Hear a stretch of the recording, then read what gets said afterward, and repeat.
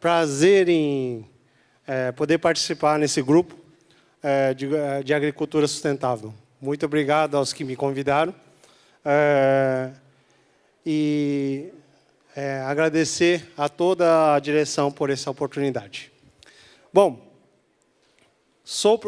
como foi dito, a gente vem trabalhando com a parte de produção orgânica já há mais de 25 anos e desenvolvendo técnicas, manejos em relação à parte de produção, buscando um método mais simples de manejar as culturas, sem tanto criar produtos ou estruturar formas assim que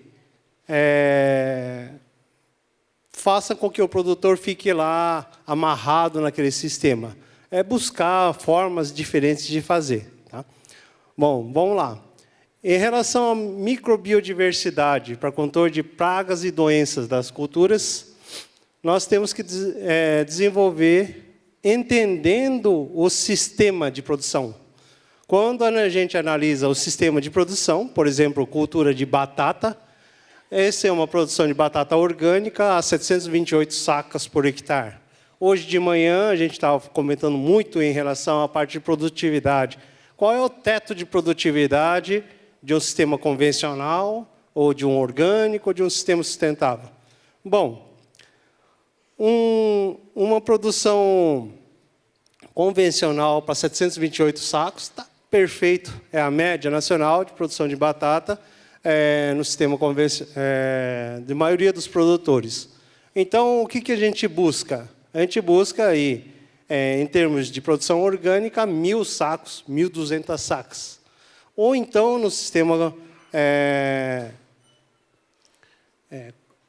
integrada, interagindo diferentes fatores de manejo, operações, e atingir uma produtividade que seja similar. O custo de produção de uma lavoura convencional, uma lavoura integrada e uma lavoura orgânica. Você tem uma similaridade de custo, com o efeito de ganho relativo, né? Efetividade de produção entre diferentes formas de produtividade nessas áreas de produção. Isso na cultura de batata, por exemplo, aqui é o convencional, aqui produção orgânica. Como a gente assiste vários produtores convencionais, assim como produtores orgânicos, a gente tem certa facilidade de obter a qualidade de produção desses produtores. Assim como outra situação é nesses produtores de tomate. Um produtor de tomate que tem 3 anos a 4 anos, e nós temos 5 cultivos consecutivos de tomate no mesmo local, sem ter problema de queda de produção. Mas como faz isso para que não se perca, né, na qualidade de produção? Então, o que a gente aprende na universidade? A gente aprende que cultura de tomate tem que ser rotacionado e para retornar nessa mesma área precisa de 5 anos para retornar. Mesma coisa a batata, seria na cultura de alho, também funciona dessa mesma forma. Esse é o conceito que eles têm. Mas como fazer 5 cultivos na mesma área em menos de 3 anos? Seria quase 2 cultivos por ano naquela mesma área. E você não perder produtividade. Quer dizer, você consegue manter a doença. Esse é uma produção orgânica de tomate com essa qualidade efetiva de produtividade que já bate o convencional, né? Então, nós temos assim vários resultados em relação a isso. E o que são produtores convencionais de áreas que manejam de forma de estufas, por exemplo. Cultivo de tomate em estufas demanda um plantio intensivo no mesmo local, em alta atividade, e que, geralmente, nessas áreas, começa a ter problemas. Então, como fazer com que essas áreas suportem essa carga de manejo para produzir uma cultura com alta efetividade? Quer dizer, hoje nós chegamos a 12 quilos de tomate por planta. no sistema convencional, e a média que a gente tem num produtor grande, o grupo Malman, o grupo Trabesky, nós estamos em torno de 6 a 7 quilos de tomate por planta. Então, o que existe para a gente conseguir fazer um trabalho melhor? Ela começa num modelo como essa, né? Vamos dizer, agora em cultura de soja e grãos. Entender, fazer o diagnóstico da sua área, levantamento de cada situação, por exemplo, habitat, ciclagem de nutrientes, estrutura do solo, entender o sistema agrícola. E, incorporando esse sistema agrícola, nós conseguimos promover a vida nesse solo. Então, o que a gente precisa? Para ter uma vida, precisa de comida. Comida e uma boa casa, né? Então, a gente busca fazer isso em termos de criar a atividade biológica nesse solo. Então, aqui começa a diversidade biológica. Tiveram perguntas para mim falando assim, como que eu faço numa pastagem degradada? Primeiro, a pastagem não era degradada, alguém degradou ela. Quem foi? Assumamos que nós degradamos ela e agora precisamos recuperar. Para recuperar, o que você precisa dar? Simples. Já está a braquiária lá. Já está a semente lá. Então, o que precisa criar? Ambiente para ela, a casa dela, arruma a casa dela, que ela vai conseguir criar aquele biomassa. Aquelas primeiras formações de biomassa naquele ambiente, começa a reciclar carbono, e as atividades biológicas, como bactérias, fungos, começarão a se procriar, se desenvolver nesse meio, e aí começa o processo de decomposição, as atividades biológicas para a formação de mais biomassa. E, junto a elas, existe também um processo de sucessão ecológica. Essa sucessão ecológica, ela consiste em uma bactéria dar espaço para a outra, e a outra vem com um fungo sobre esse meio, porque essa bactéria liberou um açúcar e deixou uma lignina lá que é difícil de decompor. Aí o fungo chega lá e começa a se desenvolver naquele ambiente. Então, todos os organismos elas estão natas nesse meio onde se desenvolvem as culturas. Dessa forma, o que nós temos que criar? Vários métodos em que possamos recuperar essa biomassa. Esse daqui é uma área de produção, lá em Padre Bernardo, onde a gente desenvolve um sistema de produção, onde praticamente até fevereiro desse ano, dia 25 de fevereiro, nós não realizamos nenhuma aplicação de fungicida. Para que fungicida? Tinha ferrugem? Todo mundo com medo de ferrugem, não é? É bravo, né? Essa ferrugem. Mas o que é preventivo? Precisa de fungicida antes? Qual é a capacidade da planta resistir? Dimensiona isso, dá a condição do solo e monitora a planta. É simples assim. Monitora, avalia, vai no campo, analisa, planta por planta, folha por folha, 50 folhas, uma folha doente, 50 folhas, 100 folhas, uma folha doente. Vou aplicar? Não. Não vou aplicar. Qual é o índice, os níveis? Esses cada produtor tem que criar, porque depende do seu ambiente para fazer o controle. Mas, em cima disso, se eu colocar uma biodiversidade inundando esse ambiente aqui, de forma diferenciada, não tão específica, né? Posso fazer específica, sim. Posso criar um Bacillus subtilis nesse meio, ou trabalhar com amiloliquefaces, ou Arabacter, entre outros, um cromobactério, tem tantos aí para a gente trabalhar, pseudomonas, né? E para que eu vou usar elas? Aí que está a função. Como usar e quanto usar. Será que eu preciso? Será que eu não preciso? Então, por que não criar uma biodiversidade naquele meio? Vai, entra com um monte. Mas por que entrar com um monte? Agora vamos lá. Bom, o que nós queremos trabalhar? Os compostos bioativados, a casa-comida que a gente fala, né, que é a utilização, e a matéria orgânica, a adubação verde, as criações de renques, de arborização para proteção, fazer quebra-vento. Então, tem que analisar o sistema. Os maciços biológicos que é para formar, para criar diversidade, e virar uma hospedagem de controle biológico natural daquelas pragas. Por exemplo, tricoderma, Telenomus remus, Telenomus podise, trisoucos. Todos esses insetos, tipo vespas, eles colonizam aquele ambiente. Só que você não dá para ficar pulverizando aquele ambiente, né? Então, você tem que criar um ambiente biológico para fazer a biorregeneração desses locais. Elas se tornam supressivas por si só. A estabilidade entra por sucessão ecológica desse sistema. Então, vamos lá. Quantos fungos vocês conhecem, aqueles que causam podridão radicular? Me citam 10. Está difícil? Cita 5 só. Fusariose, 1.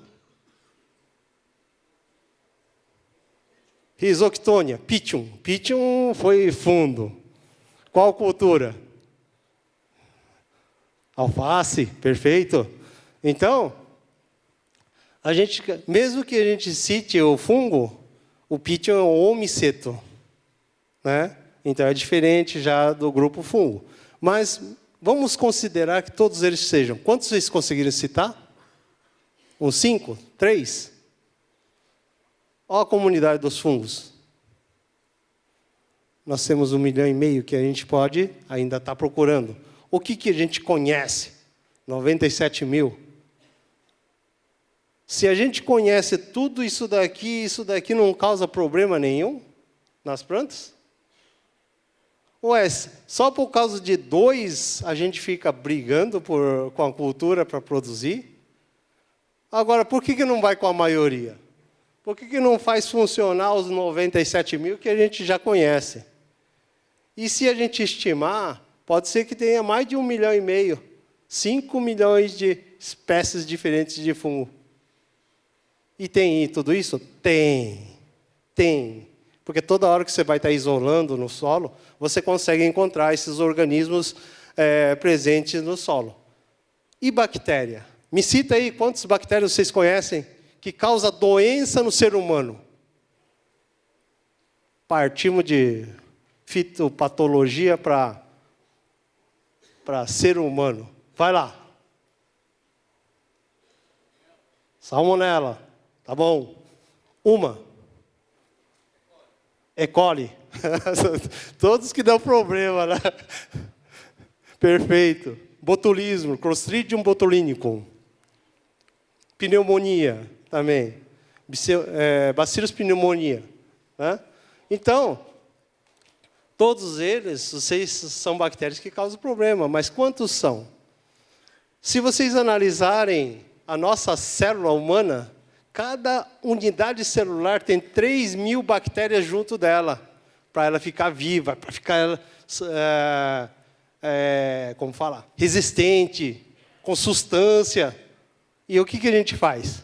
Mata ela, claro, bota um antibiótico que é mais fácil, não é? Isso é preventivo? Por que não diversifica nosso alimento? Então, aonde que a gente surgiu com os nossos trabalhos? Voltando lá atrás, há 30 anos atrás, quase 40 anos atrás, eu lá no meio do bambuzal, chegava lá, jogava, colocava, abria um buraco, né? Pegava soja cozida,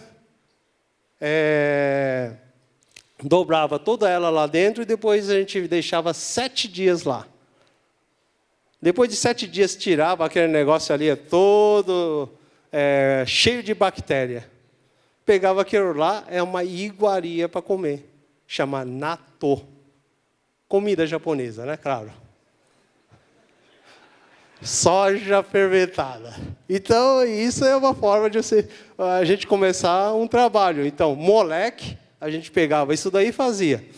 Hoje, eles falam assim, ó, vamos tirar o EM, isolar o EM, vamos lá no bambuzal lá, ou então numa serrapilheira, vamos pegar aquele fungo ou aquela bactéria e vamos isolar. Aquilo lá isola 1, 2 ou 3 tipos de fungo só. E o que tem lá? O que tem lá é isso daqui, ó. Nós estamos nesse mundo aqui trabalhando aquele mundo ali. Então, por que não pegar aquela terra? Não isola. Se você isolar, ela vai deslocar aquela população para aquele tipo de comunidade e dar prevalecimento àquela situação. Então, vamos trabalhar com um monte. Trabalhar, ativa elas. Dá mais biologia, dá mais comida para elas, e aí vira assim. Você vê um solo normal, um solo de natureza, né? Você tem todos esses processos, onde você tem a parte de umificação, tem a deposição da matéria orgânica, tem as atividades biológicas, com a diversidade possível aqui. Bom, aí você começa a trabalhar, fazer a agricultura. Começou a fazer agricultura, eu prefiro um fertilizante, um adubo químico. Se ela tiver um nitrogênio ali, é fantástico, porque ela fica verde. Qual é o outro elemento que te deixa verde? Fora nitrogênio. Magnésio. Fósforo seria quando eles utilizavam termofosfato, iorim, porque tinha magnésio junto com o termofosfato. Mas o que é o principal? É o magnésio, que está naquele processo, porque ela faz parte do processo de clorofila, da fotossíntese. Então, é um elemento essencial nesse processo. Então, tem outras formas. Aí joga nitrogênio, amônia. E tem gente que tem coragem de jogar amônia na cabeça. Já viu? Aqueles corantes de cabeça, tudo tem amônia. Já leram naquele negócio lá? E joga mesmo, porque aí fica colorido, fica descolorido. Não sei como que fica, mas tem vezes que até cai. Certo? Então, temos assim, se a gente joga fora a maior parte disso, né? Porque não tem como. E aí o que acontece? O nitrogênio ela mata a atividade biológica, assim como inibe o desenvolvimento daquela comunidade. Por exemplo, se eu tivesse um rizóbio aqui com mais nitrogênio, ela não vai fazer essa função. Por quê? A fixação biológica de nitrogênio ela gasta energia. Então, não vai fixar. Mesma coisa seria com o fósforo, né? Micorrização. Se eu jogar fósforo demais, não vai ter processo de micorrização. Então, cadê os fungos que iam funcionar nessa associação para um bom desenvolvimento da cultura? Então, o que tem que fazer? Pega esse nitrogênio, pega esse fósforo, potássio, cálcio, magnésio e complexa. Complexa na matéria orgânica. Ou vocês têm dentro da compostagem todo esse material, esse nutriente orgânico no solo, que você fazendo a recirculação aumenta de novo o teor de humus e, assim como a população, a dinâmica biológica desse sistema. Então, aí você vai ter uma situação assim, ó, recuperação. Então, o que é preciso fazer? Se eu jogar um cloreto de potássio naquele ambiente, ela tem 60% de efetividade, sim, tem em termos nutricionais. Mas o cloro te acaba com ela, dando a eficiência de 22%. Então, por que utilizar cloreto de potássio? Vamos lá, vamos utilizar uma rocha potássica, um termopotássio, ou então, esse processo de remineralização é uma das ideias fantásticas nesse processo, né? Então, temos que construir o edafobioma, o bioma do solo. E uma das formas, por exemplo, composto orgânico bioativado, os TMTs, compostos estercos, adubação verde, começar a criar uma atividade biológica com os promotores de crescimento, os siderófilos. Então, dá para brincar muito nesse solo, criar uma biotecnologia de salutogênese. O que é isso?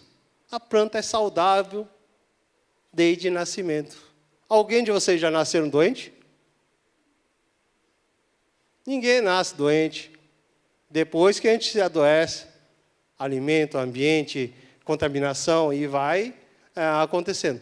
Mas tudo isso, se você tiver a biologia associada à sua saúde, você cultivar ela, vai conseguir desenvolver muito bem. Não vai ter problema de nematóide, canela preta, entre outros aí.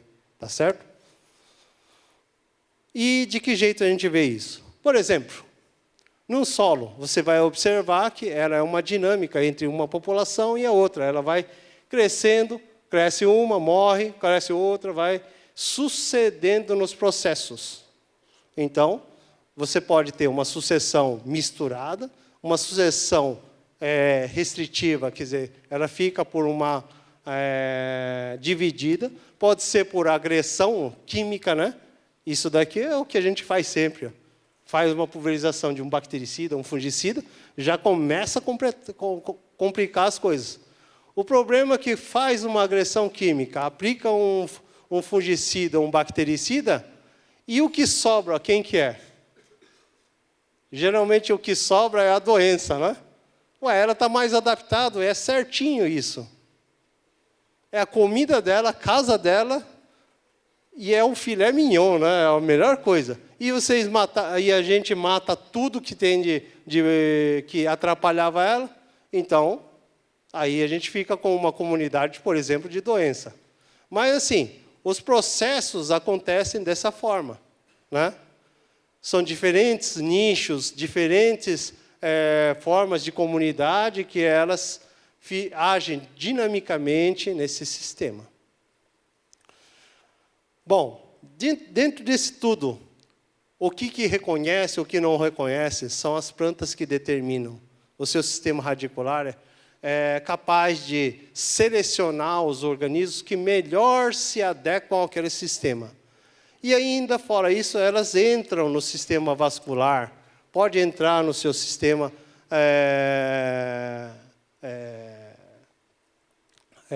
como fala? No seu sistema radicular, como na parte aérea, de diferentes formas. Tá? E elas também contribuem com a parte de disponibilização de nutrientes, na forma de nitrogênio, na condução do nitrogênio através do tecido celular, né? E no transporte dela, muitas vezes na forma iônica, né? Química, mas sim, muitas vezes associados a cadeias carbônicas. Isso equivale a fósforo, fósforo, potássio, entre outros, principalmente o magnésio nesse processo, que dá para ver muito bem, nitidamente, seus efeitos. Como que eles atuam? Como que, por exemplo, no caso do fósforo, ela é quilatizada todo no sistema radicular para ser mobilizado para a planta e serem redistribuídos no seu sistema de desenvolvimento da planta. E quem faz? São os micro-organismos. São ativados, queratizados, complexados de diferentes formas. E, muitas vezes, aquele fósforo fixado no solo, ela é disponibilizado para a planta, dependendo da atividade com que você consegue colocar nesse solo. Né? Então, esses são os pontos. De solubilização. E outro ponto é biorremediação, desintoxicação desses solos. Solos salinizados, como de estufa, como da região norte, que é muito salinizado, você consegue complexar esses materiais para ele não se tornar tóxico? Sim, é um processo de biorremediação desse sistema. Então, é assim que a gente vai trabalhando. Por exemplo, uma complexação onde você tem esses micro-organismos todos, actinomicetos, que elas trabalham nas raízes do milho ou na cultura de soja. E ela pode até complexar aquele elemento, por exemplo, níquel, cobalto, cromo, os metais pesados. Todos eles são passíveis de serem complexados e tornarem não absorvíveis para a planta. Ou então, deixar lá no solo, né? Bom, e de que jeito nós conseguimos estruturar essa biodiversidade? Por exemplo, uma das formulações de composto, composto orgânico. Aqui vocês podem analisar que são várias receitas aqui, que nós temos o composto orgânico, o bioativado, que ela não vai os resíduos vegetais, pode ir com resíduos vegetais também, mas uma composição que a gente consiga determinar qual é a qualidade do micro-organismo que eu quero estabelecer lá. Por exemplo, resíduo de peixe, cadê? Resíduo, farinha de osso, aqui entra resíduos marinhos. Por que eu vou trabalhar com resíduos marinhos? Crustáceos, por exemplo. Ou melhor, barata. Se eu tivesse um monte de barata aqui, se vocês quiserem me vender barata, eu aceito, né? Tá? O que tem nela? Quitina. Quitina, se eu trabalhar ela na fermentação, libero enzimas como quitinase. Quitinase, ela trabalha onde? No tecido dos fungos, certo? Então, depende do quê? Teve um produtor que nos solicitou os meios de cultura melhor que tivesse. Tá bom. Providenciei isso. Ele tinha cérebro de carneiro e fígado de boi. Para que eu vou colocar um meio de cultura tão específico assim? Não, eu quero controlar a Streptomyces scabiei, a sarna da batata. Beleza. Mas para que vai servir isso? Ela seleciona um tipo de bactéria que ela controla o Streptomyces, né? A sarna da batata. E ela é endofítica, então você tem que tirar dentro da planta para fazer isso. E o melhor meio de cultura é cérebro de carneiro. Tá? Então, cada uma bactéria tem suas especificidades e o modo de você trabalhar com elas. Tá? Bom, para a cultura, sempre a gente entender qual é a necessidade nutricional da cultura. Fazer análise do solo, ver a necessidade da cultura. Ah, mas faço análise aonde? Da folha, do tubérculo, do caule. Qual que vocês vão fazer? Vocês são produtores agora, vamos lá. Faço do caule, faço do tubérculo. O que eu faço? Da folha? É o principal elemento que vai mostrar isso? Se vocês falaram que é de folha, é alfaceiro. Vocês são produtores de soja, então vocês têm que analisar o quê? Grão. Por que fazer análise de folha? Vamos? Por que faz análise de folha? Porque é alfaceiro? Porque ela vai acompanhar, vai te dar uma noção. Mas a relação de cálcio e magnésio na folha é 3:1. É típico da folha, é 3:1. E do grão? Nesse caso da batata, ó, ela é quase 1:1, ó, da batata, do tubérculo. Então, a gente entende por que dá deficiência de magnésio nas áreas de produção de batata, por você fazer os plantios de 3 em 3 anos, aproximadamente, retornando, né? Aí você vai ter problema, tá? Aqui, você mostrando, ó, cálcio e magnésio na folha, tá? Várias variedades de batata, ó. Comporta-se dessa forma. Agora, vamos lá, no tubérculo. Ó. Certo? Então, esse é o comportamento. Cuidado com as referências que vocês estão criando. Então, o que nós temos que fazer? Essa é uma parte nutricional que a gente vê. Agora, a gente vai estar trabalhando o bioma do solo com alguns elementos, como o processo de compostagem como essa, uma compostagem tradicional. Mas por que eu tenho que revolver? Porque você tem que oxidar. Se não oxidar e colocar diretamente ao solo, pau. Por que é pau?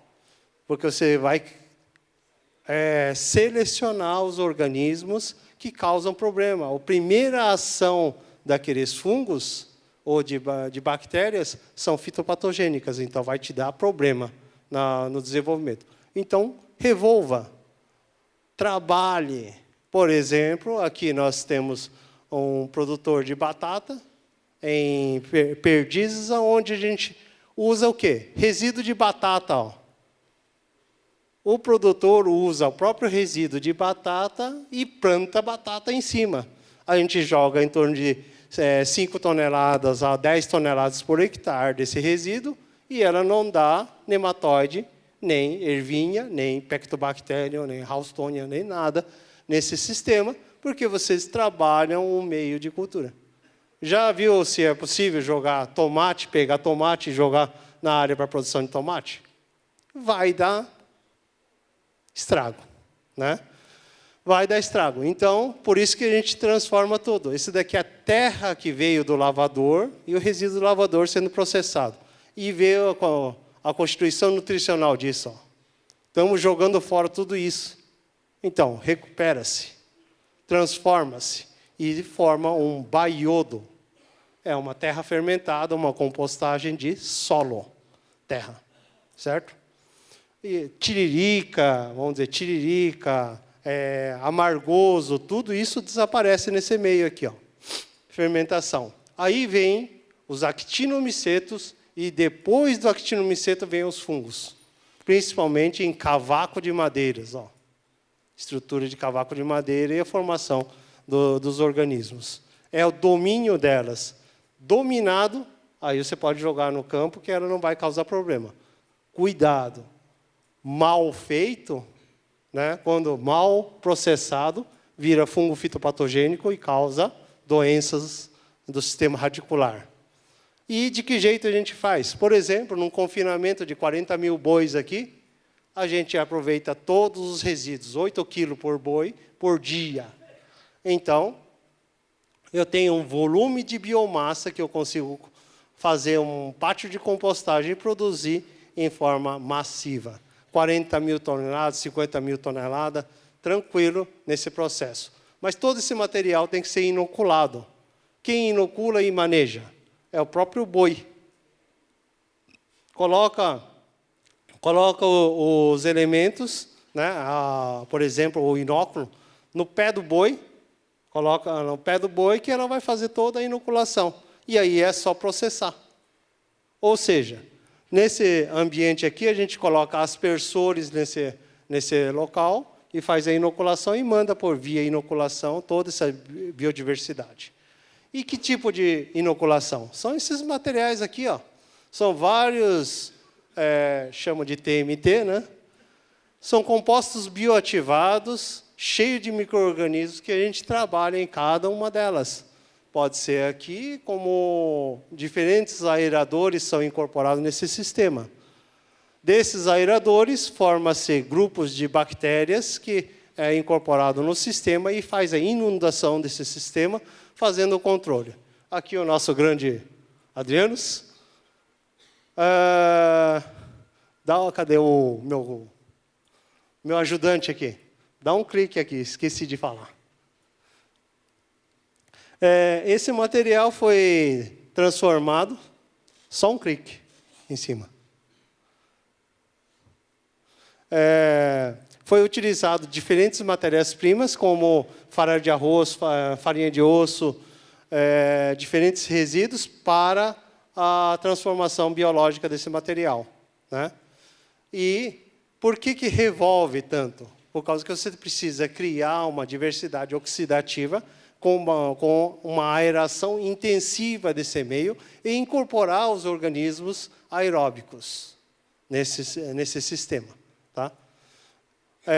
E isso que faz com que grupos de organismos termófilos, mesófilos, termófilos comecem a aparecer nesse meio.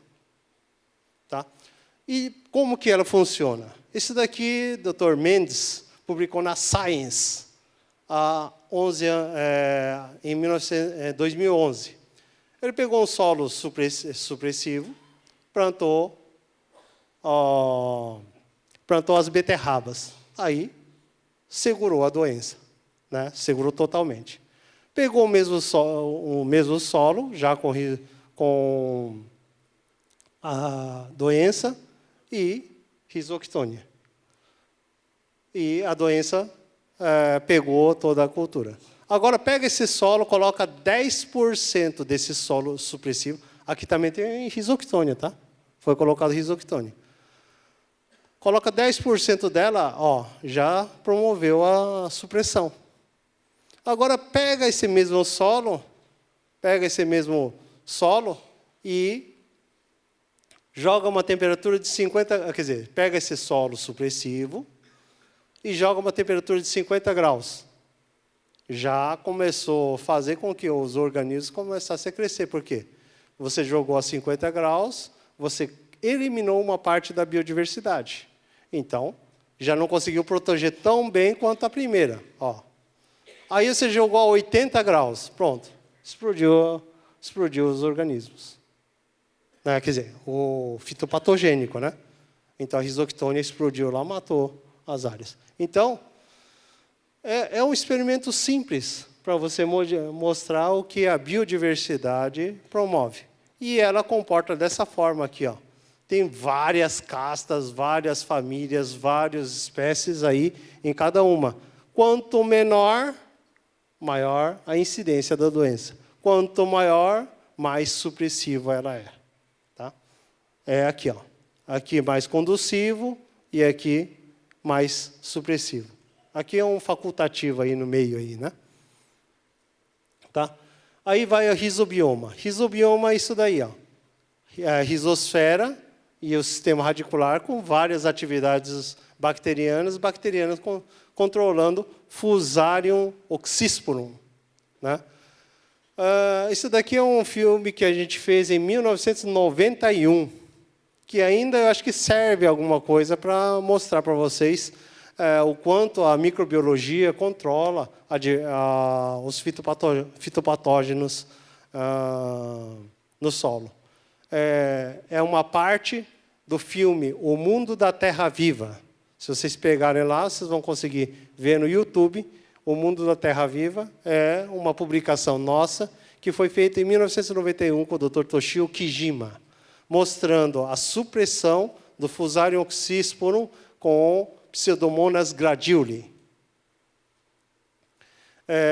A contenção bacteriana ela vai acontecendo em cima das hifas, tentando eliminar todo o processo de desenvolvimento das hifas no substrato. Tá? E aí você consegue uma situação como essa. Uma das formas de você obter isso é consorciação. É melancia com cebolinha na mesma cova. Né? E outras formas assim que você pode criar um monte de bactérias, tanto no filoplano como na rizosfera. Tá? Assim que a gente consegue enxergar. E de que jeito ela acontece? No seu desenvolvimento do seu sistema radicular dentro do solo, ela vai se desenvolvendo e vai construindo o seu sistema radicular nessa estrutura do solo e começa a desenvolver os pelos absorventes. O momento que ela começa a desenvolver os pelos absorventes, as bactérias começam a aparecer. Isso é no meio de cultura, totalmente esterilizado, e mesmo assim ainda começa a aparecer algumas bactérias. No meio, entrando no sistema vascular, aqui é a condução das seivas, e algumas bactérias aparecendo nesse sistema rizosférico. Então, até meio estéril, aparece? Aparece. É esterilizado para ser humano, né? Em meio de autoclave e tudo. Mas, ainda mesmo assim, a eficiência, né? Ela está dentro da planta, ela sai e começa a criar essa colonização do sistema radicular. E aí vai, todas essas conformações biológicas que atuam tanto na forma de elemento, como nutrição, como biologia, como estruturação da planta, com cada tipo, ela tem suas atuações e formações. Tá? Diferentes secreções, diferentes formações de comunidade biológica. Outra situação são essas daqui, ó. São formações de cariomônicos. Quer dizer, na AgroBrasília, eu sou de Brasília, então, em AgroBrasília a gente fez 8 anos produzindo feijão no mês de março. Era plantado no mês de março, junto com o seu sistema convencional. E nela não aparecia RZ. A população de mosca branca era pouquíssima. A produtividade chegava a 40 sacos por hectare no sistema orgânico. E no convencional, como era plantado em março, pulverizava quase todo dia. E a gente conseguia colher 8 sacos por hectare. Qual que era o problema? Nutrição mineral, só no sistema convencional e pulverização direta. Então, o que causava? Ela exalava cariomônicos que atraíam os insetos que comiam a própria planta, né? Então, por exemplo, mosca branca era atraído pelo cheiro do nitrogênio ou de um aminoácido livre na planta.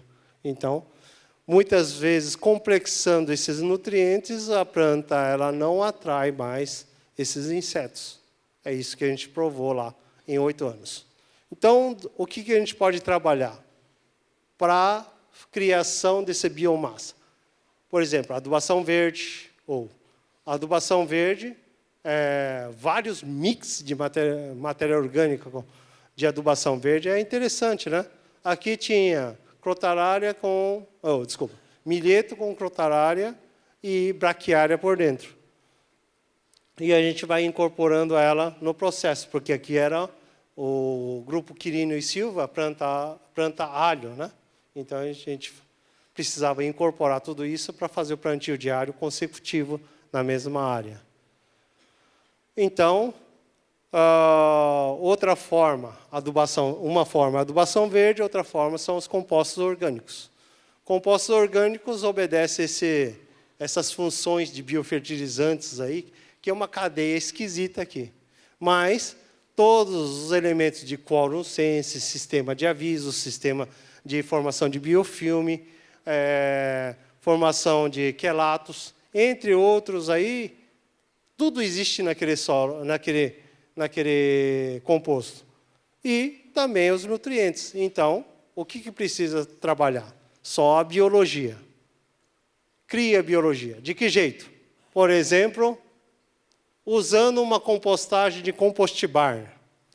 Grupo Sequita, produção de, na época era 1.000, quer dizer, cada cabeça de vaca leiteira produzia 1 litro, quer dizer, 33 litros. Hoje, a gente colocou os probióticos, a cama onde eles deitam é todo bioativado, só tem bactéria. Passamos, não temos mais, como que chama? Podridão de casco, mastite, não tem mais esses problemas todos de contaminação por bactéria. Por quê? O substrato em que eles deitam, ela é biológico. Então, o que eles fizeram? A aproximação foi tirar o concreto. Tira todo o concreto e trabalha com a biologia naquele meio. Faz o uso de silagem, faz a compostagem, retorna o próprio esterco dele, retorna como cama e controla a própria doença das vacas. Então, isso é uma técnica. Ou utilizar todo esse resíduo como forma de biodigestor, ganhar energia renovável e fazer uma bem-estar animal, né? Porque aqui já não tem problema de você ter contaminação e os animais ficam bem, vamos dizer assim, com atividade biológica no seu sistema digestivo também. Quer dizer, todinho, né? E esses processos, eles têm que interferir no todo, não só na parte animal, como na parte de produção. Por exemplo, tem que funcionar como se fosse um arroz resistente aqui a nematóide. Ela tem que criar, com esses compostos, criar mecanismos dentro da planta que segurem um nematóide, por exemplo. Então, isso é endofitismo. Você trabalhar a bactéria dentro da estrutura da planta, protegendo a planta, né? Então, até que assim, finalmente, em 2013 ou 2014, mais ou menos, realmente o pessoal do cultura de tecidos entenderam que aquelas bactérias que apareciam no cultura de tecido eram endofíticas. Primeiro eles falaram que era só contaminantes, e não é isso, né? Bactérias têm em diferentes situações. Filobioma. Como que eu vou trabalhar a parte aérea dela? Tentar trabalhar o sistema imunológico da planta, construir uma biodiversidade protetora, seria biofilme. Trabalhar o mecanismo de quorum sensing em cima dessa estrutura da planta. Então, vamos trabalhar os agentes de biocontrole nesse meio e inocular em cima da planta. De que jeito? Pode ser resíduo de biofertilizante. Mas quando esse grupo Sequita fez o uso do resíduo de biofertilizante diretamente na lavoura, doença à vontade. Bicho mineiro que não tinha mais jeito de fazer o controle na cultura de beterraba e cenoura. Mofo branco na cultura de alho à vontade. E, quando produzia milho para silagem, 150 sacos de milho por hectare. Hoje, transformando esse negócio, inoculando, hoje a gente está querendo bater o teto de 270 sacos de milho por hectare no pivô. Então, é possível a gente criar condições, transformar um material, esse dejeto e rejeito que ninguém quer, transforma-se em coisas muito boas aí para você fazer a aplicação nas lavouras. Por exemplo, esses produtores aqui em Paraná, Oeste Paraná, fazendo produção de soja com esse material. Aqui, grupo Sequita de novo. E o que elas fazem? Aqueles elementos biológicos começam a criar bactérias que começam a inibir a ação dos nematóides, por exemplo. Pode ser pratilencos. Se você criar aquele biofilme bacteriano na frente dela, elas não percebem para onde nadar no momento que está querendo parasitar uma planta, né? O que os compostos fazem? Esses compostos criam camadas onde eles acumulam. E o sistema radicular vai direto a ela. Não tem como. Esse daqui são solos, raízes de abacate Hass, plantado em 1.600 hectares de abacate Hass, e que o sistema radicular ela vai buscar esses elementos rapidamente. Então, o problema de gomose começa a ser controlado nessa situação, porque à medida que ela vai ficando escura, ela começa a aparecer uma doença chamada Phytophthora parasítica e Phytophthora cinnamome. Quando branca, tranquilo. Isso também acontece na cultura de café. Cultura de alho, também a gente trabalha com esses actinomicetos aí dentro do coba. Ela fica dessa forma aqui, parece um mofo branco, né? É um alho orgânico de 15 toneladas por hectare. Cenoura, produzida em forma orgânica, né? Aqui é sem, aqui é com esses biofertilizantes. Ó, os actinomicetos de novo, espalhando toda essa atividade, tá? De controle. E o que eu faço com as pragas e as doenças? Primeira coisa, faça diagnóstico correto. Vai lá, vamos lá, pega um agrônomo, não precisa nem ser um agrônomo, eu treino esse funcionário, e a gente constrói uma forma de fazer o diagnóstico do problema. A coisa mais certa, quando vocês vão para o médico, o que vocês estão procurando? A doença ou a cura? Primeiro vocês estão procurando a doença, né? Que doença é essa? Depois vocês vão atrás da cura. Então, temos que fazer o diagnóstico correto das coisas para a gente simplificar. Está lá, no início do processo de formação da cultura da soja ali, com doenças assim que não causa problema nenhum. Ela vai estar nas primeiras folhas, tá? Vai subir um pouquinho, um xanthomonas, um pseudomonas, um pseudomonas. Isso não vai te causar problema. Trabalhe a biodiversidade que você vai segurar.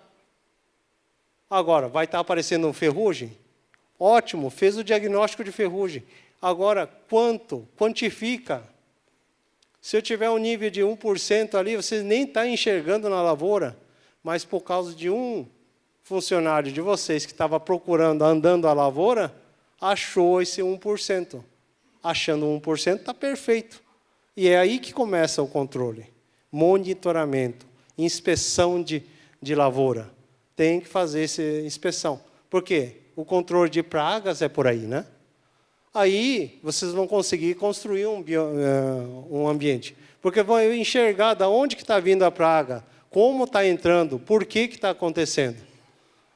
Numa palestra anterior falou de fazer perfil de solo. Tem que fazer perfil de solo sempre, para entender o que está acontecendo a 40 centímetros, 30 centímetros, enxergar o que vocês estão combatendo. Então, tem que fazer esse trabalho. E enxergar também até o menorzinho aqui, ó. Essa vespinha aqui é fantástica.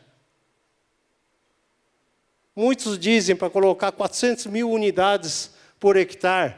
Eu trabalho com 50, 60 mil unidades aqui, já faz uma festa. Mas é saber o momento de aplicar. Todo mundo quer vender. Então, as empresas de controle biológico também querem vender, quer botar 400 mil por hectare. E 50, 20 mil faz um controle absurdo. Por que não? O uso de baculovírus, diferentes baculovírus, vocês conseguem catar no meio da lavoura e guardar para o safra que vem. Então, identifica, vamos lá na lavoura, identifica e faz o manejo. Isso também é controle biológico, manejar a biodiversidade nesse meio, né? Para controle de helicoverpa. Criar um ambiente para que esses organismos de controle biológico, os predadores, prevaleçam no ambiente. Os tricogramas, os Terenomos remus, Terenomos podise, para controle de percevejo.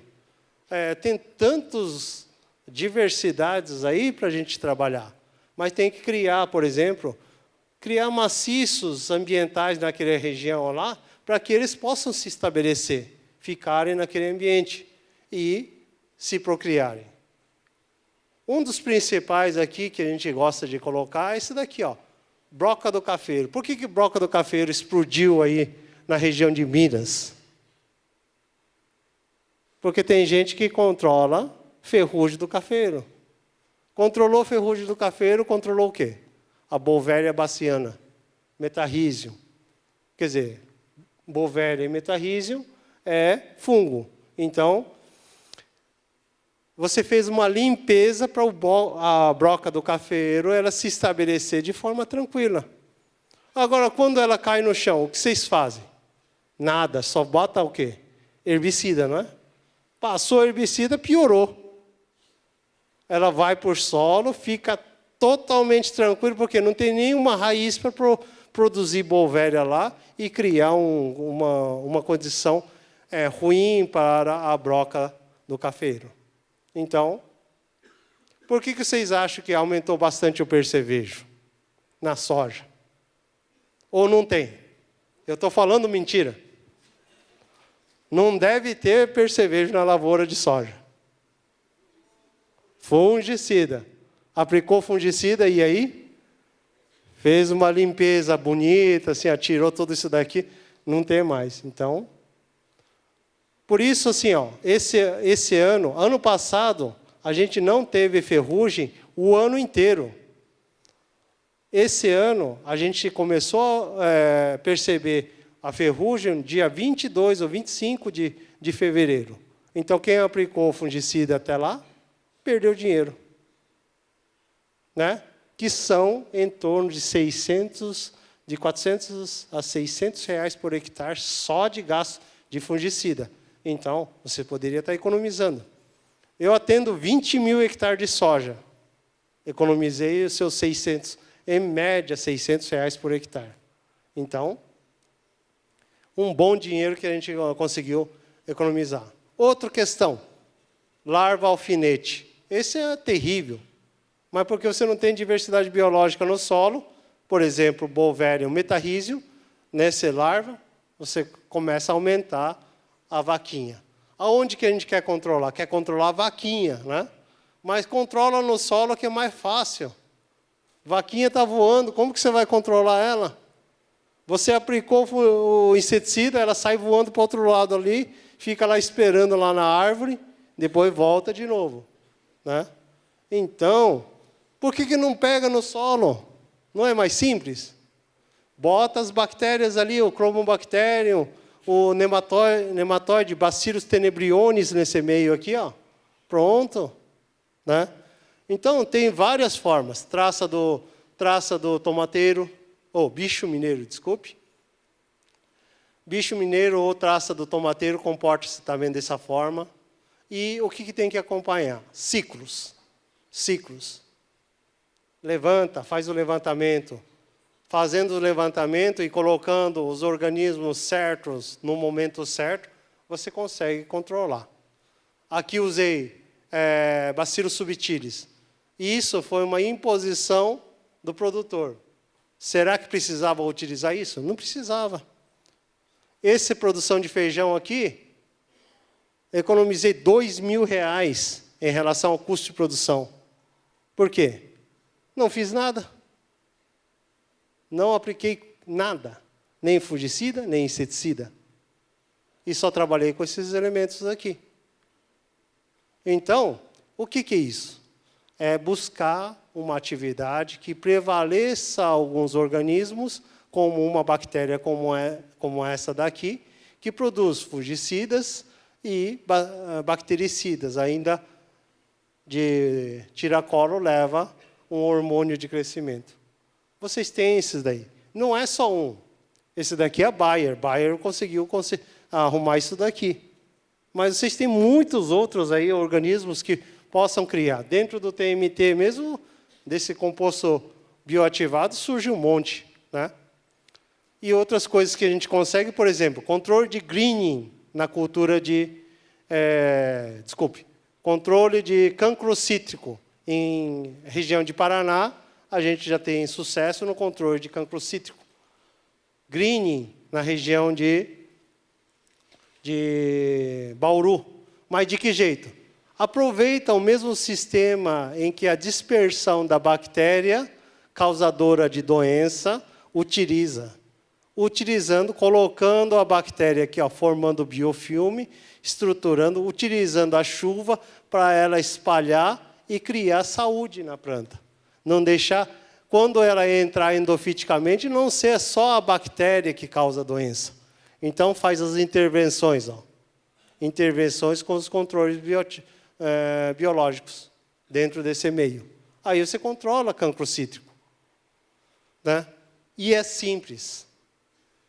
Para vocês, seria o quê? Plantio direto, por exemplo, o uso de cobertura morta, formação de biomassa e contenção de fungos. Olha, do lado de cá não tem palhada, olha a quantidade de doença ó, crescendo. Do lado de cá, só com a palhada. Então, a palhada já ajuda no controle. Então, utilize um sistema total. Por exemplo, ferrugem da soja. Por que não utilizar uma bactéria aqui para controlar todos esses esporos? Comer esses esporos aqui? Ou então trabalhar nessa fase aqui, ó, não tem nem jeito de você trabalhar, porque ela está espalhando. É um soro desse daqui, ó, uma estrutura dessa daqui é mais de 1 milhão de semente.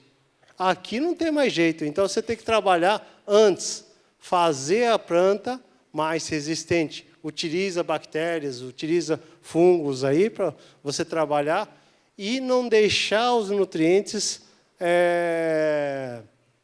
em excesso, que acumule na folha. E mesmo que acumule na folha, faça as bactérias consumirem todo esse excesso de nitrogênio, de fósforo, de potássio, que acumule no tecido da folha. Então, você vai consumindo os açúcares que elas estiver lá, a bactéria consome tudo antes. E aí o fungo não tem tempo de crescer. O fungo é lento, é devagar, pode ir tranquilo, vai com bactéria antes. Então, essa é a forma de colonização. Isso também, quem é plantador de batata, aqui é fantástico. O pessoal que planta batata deve gostar disso daqui, ó. Phytophthora. 2 dias acaba a lavoura. Né? 2 dias essa doença aqui acaba a lavoura. Se der condições ambientais ali. E para a produção orgânica é mais fantástico ainda. Não dá. Por que não dá? Se fizer mau jeito, produzir de forma errada, vai aparecer arrebentando, tá? Então, tem que tomar cuidado, tá certo? Esse é os mecanismos bioquímicos de defesa. A própria planta cria sistema de defesa. Isso daqui foi o trabalho da minha esposa, Débora, que está aí também, mostrando que um tecido, né, de uma planta resistente, ela acumula mais compostos fenólicos. E os compostos fenólicos são elementos que protegem o desenvolvimento da planta em relação a algumas doenças. E quem produz ela? Muitas vezes é uma bactéria endofítica. Outras vezes é um fungo endofítico. Outras vezes é um vírus que você está lá, que não causa problema, mas ela está lá presente nesse meio. Tá? E assim a gente cai num processo de produtividade. Qual é a produtividade? Bom, na linha orgânica, a gente já tem uma certa produtividade em relação ao tomate, alface, assim. Mas a gente, no geral, os produtores orgânicos ainda perdem um pouquinho. Está uns 20%, de 10% a 20% abaixo. E o que quero dizer com esses produtores orgânicos? É que se a gente já está próximo, 80% da produtividade média dos produtores convencionais, a gente já está bem, porque o nosso preço é dobrado, né? Certo? O morango que eu produzo, ela vai ter que custar, no mínimo, cada cumbuquinha em torno de R$8, R$9, certo? Então, 250 gramas, é claro. E o tomate que eu vou estar produzindo tem que custar R$4, R$5. É isso que vocês estão pagando. Quem que foi no madeiro aí? Então, já pagaram os meus R$4, R$5 do tomate. A gente fornece para madeiro, né? Então, é dessa forma. Agora, eu estou precisando de produtores de batata. Batata orgânica. Mais do que a gente. Mais uns 400 hectares de batata orgânica. Aí, a gente consegue uns preços aí de R$3 e R$4 o quilo. Né? Então, se a gente consegue produzir no orgânico isso tudo, no sistema convencional vocês têm muito mais ferramenta. É só saber utilizar no momento certo. Né? Aqui alguns resultados de alguns produtores. Por exemplo, Shimada, em termos de produção de alho, melhorando a qualidade, saindo lá para 18, 20 toneladas por hectare. Aqui são 5 anos consecutivos, quase 8 plantios de tomate na mesma área. São uma área de 400 mil plantas aqui que é plantado. Aqui é tomate estaqueado, né? Por que ele não muda daqui? Porque cada mudança de estaca de um lugar para outro, ela custa R$20 mil só por hectare. Né? dá 10 hectares de soja mais. Então, para a gente reduzir esse custo, a gente planta sempre no mesmo lugar. Tá? Aí, outra situação, aqui são semitetos de produção de tomate, aonde a gente planta tomate todos os anos na sequência. Aqui já são 5, 6 também. Mas aqui é a situação de março. Tomate convencional, tomate orgânico, beterraba na chuva. Beterraba é difícil produzir na época da chuva. Aí a gente pegou o desafio de fazer ela produzir na época da chuva. Por quê? Porque é gostoso, é fantástico, né? É uma vaidade assim que eu gosto. Por quê? Cada caixa de beterraba aqui estava 100 conto, 150 conto aqui, ó, na chuva, né? Aí a vaidade, como fala, dor de cotovelo, vai crescendo. Ciumeira também. Mas vai lá. Outra situação, petrolina. Petrolina, para mim, não era para dar uma bactéria, mas parece que é lotado. Janeiro, fevereiro, vocês não comem sweet grove nem red grove.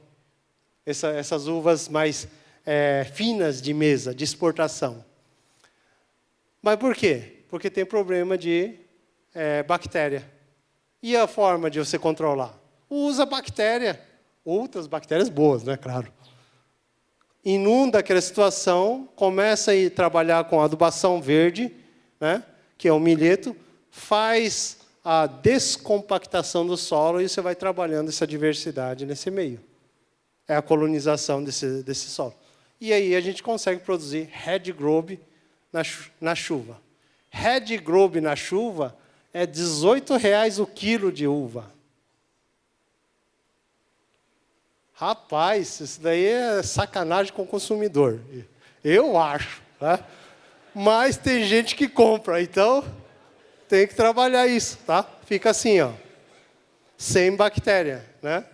A gente consegue fazer e introduzir um sistema de produção. Olha o green aqui. Essa área era condenada pela Fundecitrus. A Fundecitrus falou para mim, vou arrancar. E o produtor me chamou para recuperar essa área aqui. São 150 áreas de tangerina nobre.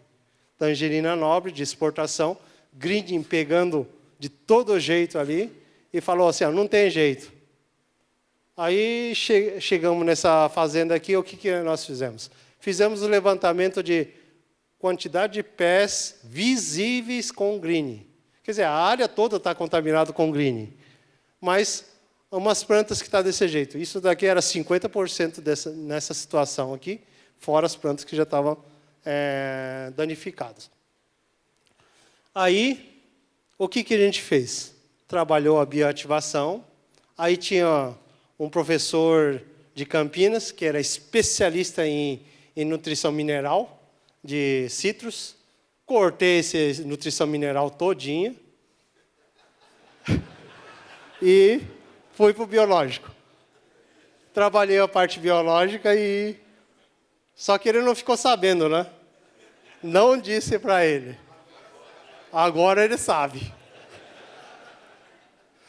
E assim, era distribuído dessa forma. A estrutura é feita com linhas de eucalipto aqui, casuarina desse lado, certo? Sentido leste-oeste aqui e casuarina assim, para proteção. Isso daqui inibe a distribuição de bactérias. Então, a gente coloca bactérias, ela vira um inóculo. Ela vai só crescendo nesse meio aqui, porque ela obedece aos princípios de uma bactéria fitopatogênica.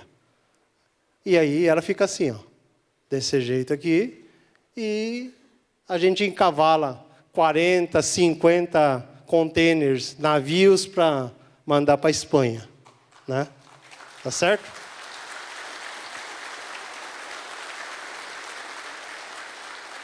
Obrigado. E, partindo mais um pouquinho para terminar, tá? Desculpa aí. Aí, abacate, cheio de gomose. Esse daqui é uma variedade Hass. Eu gostaria que vocês começassem a consumir porque eu preciso. Senão meu produtor não faz esse serviço. Então, gente, recuperei a lavoura, agora vocês consomem, por favor. Tá? Só são, no Oba, parece que são R$15 o quilo. Desculpa aí, mas... mas a gente passou de o quê? 7, 8 toneladas de abacate por hectare. Hoje são são 45 toneladas de abacate por hectare. Isso em 1 ano e meio. Então, esse prazo aqui para a gente conseguir mudar um produtor que é o mais complexo. Tá? E assim, hoje, buscando mais desafios ainda, agora na conservação ambiental, é utilizar esse lodo de esgoto aqui, que é de produção de batata, esse resíduo de batata, todo apodrecido. Né? A gente recolhe com pá carregadeira alguns caminhões. Alguns caminhões 7, 8 caminhões dia de resíduo que a gente coleta e transforma. Quer dizer, recupera essa coisa podre em material inoculado biológico que você vai fazer a recuperação dos campos de produção de batata da Bem Brasil. Então, por favor, comam o batata palitinho da Bem Brasil. Tá certo? É só ir na Madeiro. Tá tranquilo. Certo? E ficaria dessa forma aqui, ó, contaminado a área, se eu deixasse do jeito que está. Porque enterraria e o inóculo prevaleceria nesse ambiente. Então, teve que ser tirado. Cenoura também, mesma coisa. Antes era lançado no meio, hoje é todo reaproveitado e processado no processo de compostagem. Fazendo compostagem, aqui no dia de chuva, né? É terrível fazer isso. Mas, o que a gente busca? Todos esses processos aqui, ó, bioativação do sistema, com diferentes grupos de micro-organismos, fungos, bactérias, vírus, protozoários, actinomicetos, esses cromistas, né? Seriam a linha dos quitridiomicetos também, e vai-se. A gente brinca dentro desse meio. E reduzir o custo de efeitos agroquímicos na lavoura para realmente dar uma melhor qualidade de produção para o produtor. É simples. Vamos buscar esses resultados, recuperando o lixo e promovendo a vida. Nesse processo, a gente está num projeto de ultragás, agora é minha propaganda, né? Tentando recuperar o Rio Tietê, o lodo dos esgotos do Rio Tietê. Tá certo? Bom, é isso que eu tinha que passar. A gente está só compartilhando conhecimento para ser criticados, para ser... crítica é muito bom para mim. Eu gosto de obter bastante desafios. E também, como consultor, gostaria que ajudar vocês, produtores, no que for possível, reduzindo o custo de produção, melhorando a qualidade de produção e trabalhando a biodiversidade. Tá certo? Muito obrigado, pessoal. Desculpe tomar o tempo.